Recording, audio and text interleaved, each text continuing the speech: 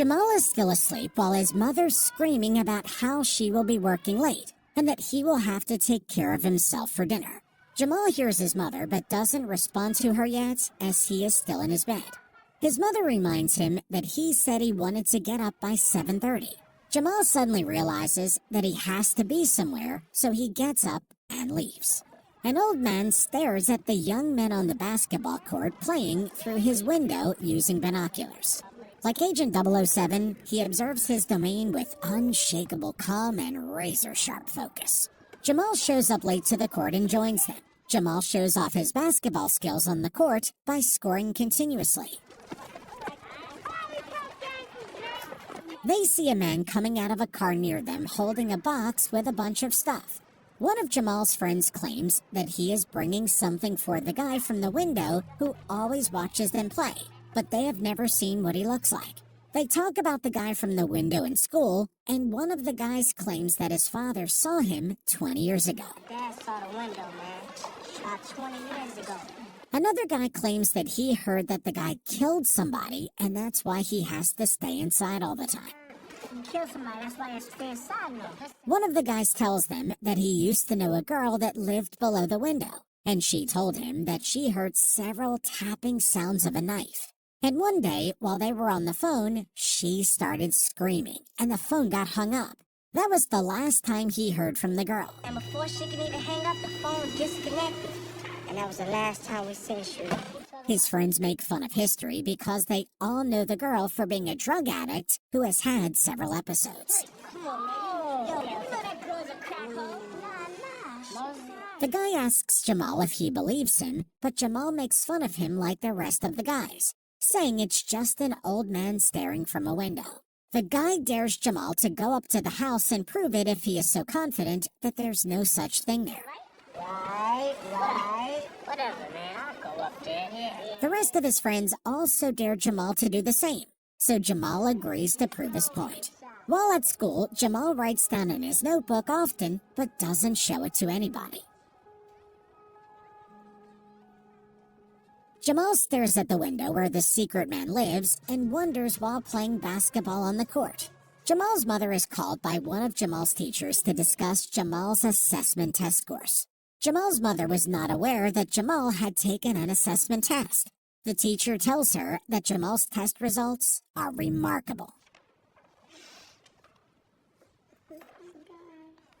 Jamal runs into his older brother while trying to get in a basketball game, and his brother gets him tickets for the game after hearing about his test results, but tells him to go straight home after the game. After the game, Jamal and his friends decide to sneak into the mysterious man's house. Some of his friends are hesitant about the plan, but Jamal assures them he can do it while they wait for him outside. They agree and tell Jamal to bring something from the house as proof. Jamal climbs up the emergency exit and sneaks into the house using the window. He walks slowly and opens a door to find a ton of books on the table and multiple TVs playing. He roams around the house and finds a knife, so he puts it in his backpack as a souvenir. He looks at all of the books on the shelf, but when he turns around, the man is sitting down in front of him, staring at him. So Jamal runs out to his friend without even carrying his backpack.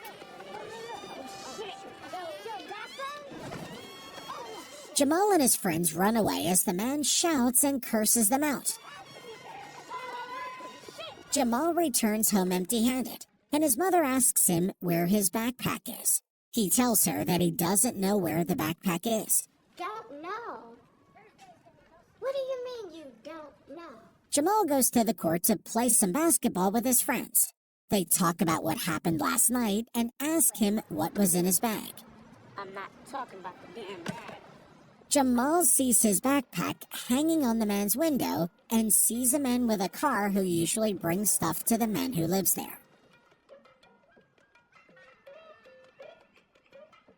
Jamal approaches a man and strikes up a conversation about his car, sharing everything he knows. World War II?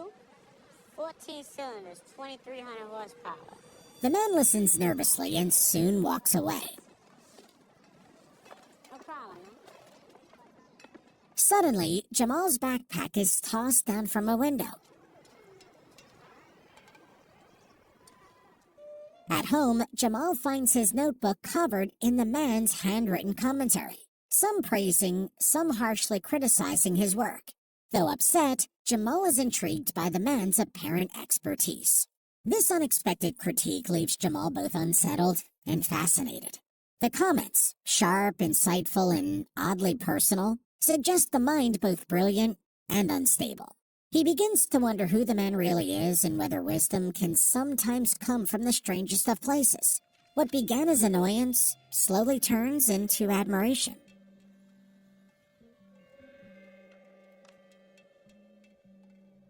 Later on, Jamal goes to the man's house and knocks on the door.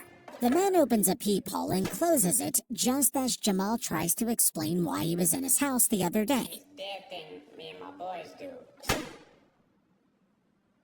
The man opens the peephole again, and Jamal asks the man if he can review his other works, or if he can write a new one and he can review it. I could bring you some more of my stuff, or maybe I could write something else.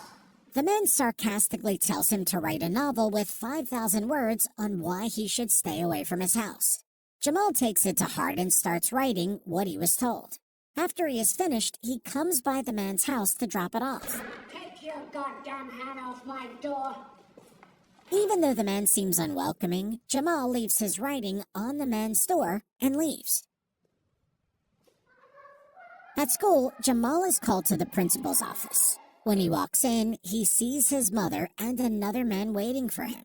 The principal tells him after his test scores, there has been some interest from private schools and introduces them to a man. The man represented a famous school, Mailer Callow. Mailer Callow? That's right. The school shows interest in Jamal and asks him if he would like to attend the school on a scholarship. We could ever pay for this. We're not asking you to. They also asked Jamal if he was open to playing basketball for the team after evaluating his play from last year once he joined the school. We won't be disappointed if you choose to play. They ask him to come out for a couple of days, take a look, and think it over. The man from the window watches them as Jamal and his mother have a conversation with the guy. Jamal goes to the man's house and sits on the stairs. The man then opens the door and tells him to come in. He is an old man who seems to be reading most of the time, as his house is covered in multiple books. He asks Jamal about the man in the car. Jamal tells him he is from a private school that offered him to study there for free. Jamal then starts telling him about his family history and how he started writing. But that's when I started writing. What's your name? The man makes rude remarks about Jamal's race and writing, as if testing his patience. He then hands Jamal a copy of his 5,000-word piece covered in sharp, unfiltered commentary. The next day, Jamal takes the train to Mailer and starts to sense he may be a little different from the people there. The quiet realization stirs something in him.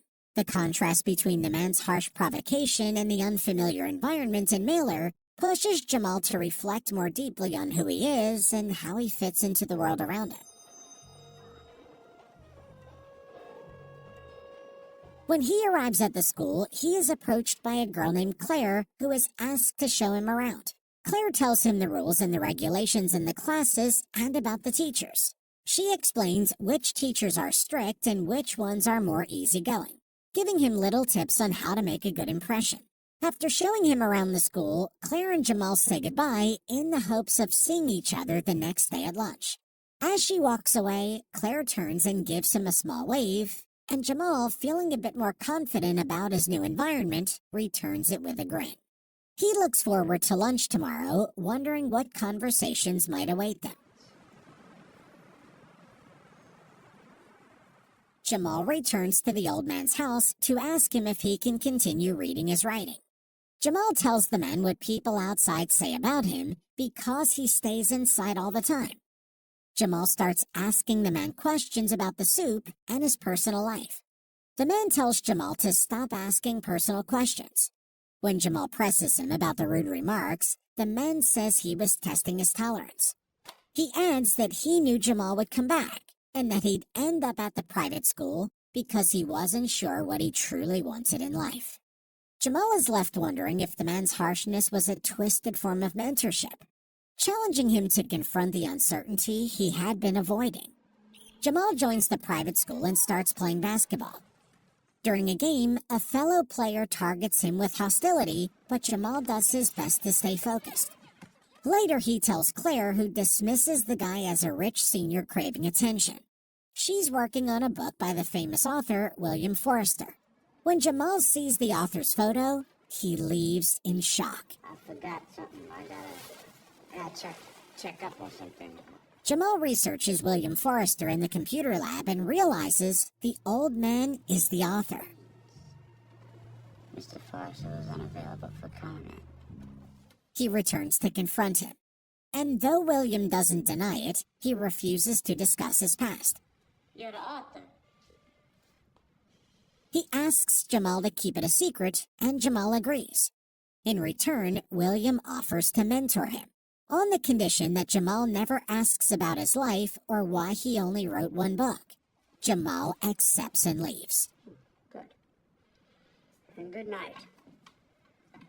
Jamal's teacher announces that this year's writing competition has been scheduled. The bell rings, and before Jamal gets out of class, the teacher, Mr. Crawford, calls him and tells him he has to improve his work based on his records from his previous school. Crawford tells him he will have to impress him with his next work or tell him if he should treat him as someone who is only here to play basketball. Jamal doesn't say anything and walks away after Crawford is done speaking. One of his classmates tell him that he did the right thing by not saying anything to Crawford, because students who say something to Crawford don't stay long after that. We didn't say anything. It's the ones that did it run into trouble. Jamal tells William they have been talking about his book at school. He also tells him Crawford's opinion on his book. William listens quietly, his expression unreadable. When Jamal finishes, William asks for Crawford's full name and remains silent for a moment, his eyes narrowing slightly as if deep in thought. There's tension in the room now, but Jamal can't quite tell what William is thinking. Just then, William's messenger arrives with books, papers, and socks, placing them neatly on the table before leaving with a nod. Jamal notices William using a different name with him, which catches him off guard.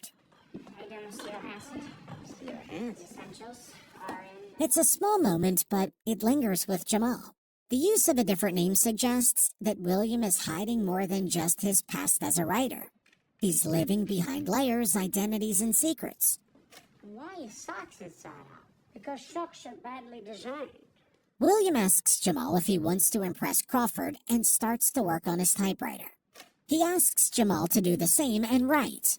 William teaches Jamal that the first rule of writing is not thinking and writing his first draft with his heart, then rewrite with his head. He hands Jamal a page of his first draft that he typed while talking to him. Jamal is impressed by William, but when it's time to write his first draft, he becomes stuck and spends hours sitting in front of the typewriter. William then hands him one of his drafts and tells him to simply start to type it to make his flow start. And when he finally feels his own words start typing on their own, Jamal starts typing and starts writing his own words with his ideas as William gives his approval. Yes! You're the man now, dog. By the time Jamal is done, William is asleep, and just as he is about to leave with the writing he did, William stops him and tells him whatever they write in this apartment stays in this apartment. So Jamal leaves the writing on the desk and leaves. He then continues writing on his own, even though his house isn't the best environment to stay focused on. While Jamal is playing basketball at school, he gets into a fight with the same guy who was giving him a hard time on his first day here. Our season begins in 1 week. The coach makes them shoot hoops until one of them loses, even though it is a tight score. Jamal scored higher, and the loser had to do runs. Crawford calls Jamal to his office and informs him there has been quite a bit of improvement from his last work. While watching TV together, Jamal tells William that Crawford wasn't exactly full of praise as he expected. William tells him that Crawford took a job as a teacher when his book didn't get published years ago. So instead of writing himself, he decided to teach others how to write. He tells Jamal that he should take Crawford's words as a motivation. Jamal plays well in his game and scores big. Afterward, his friend invites him to hang out, but Jamal declines as he's invited to a school party. At the party, Jamal meets influential people, but Claire pulls him aside to explain the typical dynamics. He learns it's her house, and they talk about his life and friends. Jamal shows Claire how to play basketball, and they begin to grow closer. This shift in their relationship shows Jamal stepping into new social circles while still holding onto his roots, creating a blend of worlds that complicates his path forward. Dribble. Sure. Okay. Right. Claire's father interrupted them, and Jamal could see his clear disapproval of their relationship. William continues to give Jamal mentorship on his writing, and their friendship grows as they spend more and more time together. Jamal asks William if he has gotten married. William tells him he hasn't, but gives him advice on how to win Claire's heart. William tells him a way to a woman's heart is an unexpected gift at an unexpected time.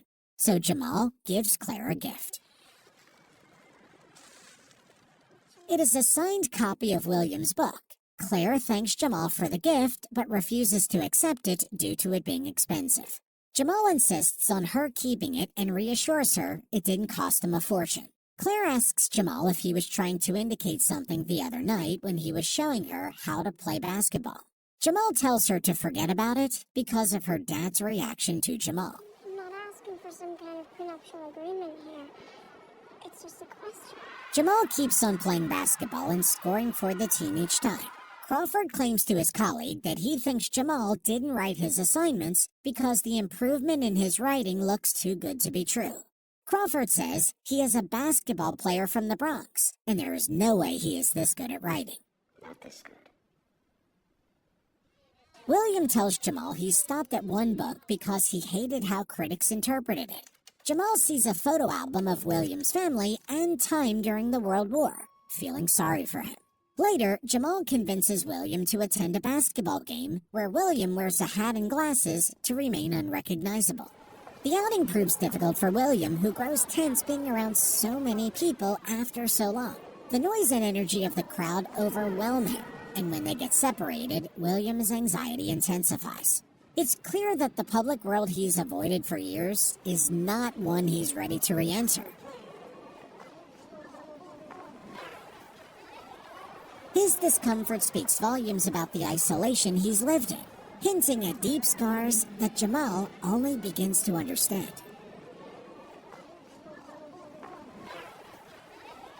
Jamal calls out for William, but he can't find him. William couldn't take the crowd anymore and hid to escape the noise. Jamal later finds him and takes him back, but first, he takes him to a stadium William used to visit with his brother. Why did you bring me here? Jamal learns that today is William's birthday and wants to relive those memories with him. I looked it up in the almanac. William remembers coming here for every game with his brother before the war. Afterward, his brother drifted, turning to alcohol. One night, after William refused a ride from him, his brother drove alone and got into a fatal accident. While William was at the hospital, a nurse brought up his book, and William hated that she mentioned it while his brother lay dying. This poignant moment reveals how deeply the war and its aftermath have affected William, shaping not just his life, but his relationship with the world around him, and offering Jamal a glimpse into the painful past he's kept hidden. After that, everything changed for William. Within 5 months, he buried his brother, his mother, and his father. William thanks Jamal for the entire night. His older brother waited for him outside.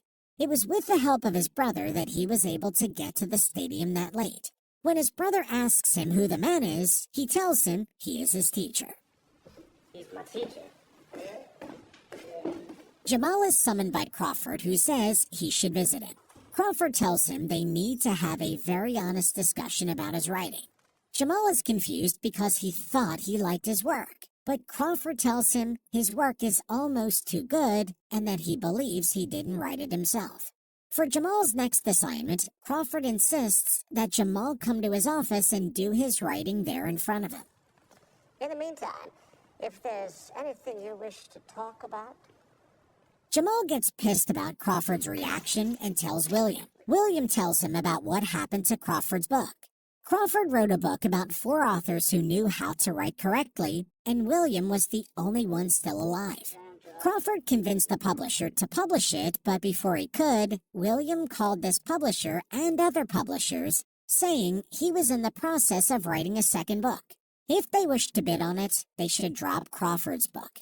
Jamal starts writing in Crawford's office, but can't come up with anything. So he picks up the writing he made in William's house and submits it, even though William says he can't. Ladies and gentlemen... Jamal and Crawford get into a heated argument during class after Jamal corrects Crawford's grammar. Crawford feels challenged by Jamal as he answers all of his questions and embarrasses him in front of his students. Man is the only animal that blushes. Or needs to. Crawford gets upset and asks him to leave his class immediately. The next day, Jamal gets a call from the principal's office to clarify some points concerning his submission. They asked him if he wants to credit any source material or acknowledge any other writer when turning in his assignment. Do you wish to do that? Jamal tells them it is his original work. Crawford then shows Jamal writing in the Times with the same name as Jamal's piece, written by William Forrester. Not only is it the same title, but the first paragraph also appears to be the same. They ask him if he has the author's permission or if he has another explanation. Have you some other explanation? No. Jamal denies everything and takes full responsibility. Crawford tells him the matter will be further discussed by the board and his fate will be decided, whether he will be kept on probation or get his scholarship taken away. They, however, give him an option to write a letter of apology for his classmates and read it in front of the class. Jamal tells them he will not be doing such a thing and prepares to take his chances at the board's meeting. Crawford then leaves the room, telling Jamal not to question him again in front of his class. Please return the pen when you've finished. Jamal goes over to Williams and asks why he had him rewrite something he has published. Jamal tells him he has submitted it and now he's in trouble. William advises him to write the letter of apology, but Jamal refuses to. William and Jamal get into a heated argument and Jamal leaves. Claire's father makes Jamal an offer. If he helps them win the basketball tournament, he will be excused from facing a board meeting that could seal his fate. Jamal, desperate for the chance to avoid the consequences, agrees. He steps onto the court with determination. The game is tight, with both teams battling for the lead. As the final moments tick away, the opposing team pulls ahead by a slim margin. Jamal gets the chance to take the game-winning shots, but under the pressure he misses, and his team loses. This moment of defeat brings out a complex mix of frustration and realization, showing Jamal that sometimes, no matter how hard we try, we can't control the outcome. It forces him to confront the weight of external pressure and what it means to fail under the eyes of those who hold power over him. Jamal gets home and writes William a letter after the game. Jamal's older brother finds the letter and gives it to William, telling him about what the school decided on Jamal's fate. It is finally the writing competition day and other students present their works. Unexpectedly, William shows up to the competition asking to read something. The crowd is surprised by how a famous writer like him attended this event. William reads his writing and gives the students some words of wisdom. Crawford thanks William for his unexpected visit and praises him. William tells him he is here in the place of Jamal, who is denied this chance. The writing he just praised is none other than Jamal's. William tells everyone Jamal kept his secret and that he had William's permission in his writing. Everyone applauds for Jamal, while Crawford is still not convinced about the situation. Quiet, please. That has no bearing.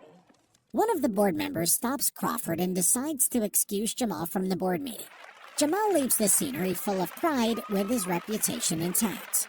William and Jamal parted ways for good, but still kept on writing to each other. Jamal gets many college requests from different colleges in his senior year.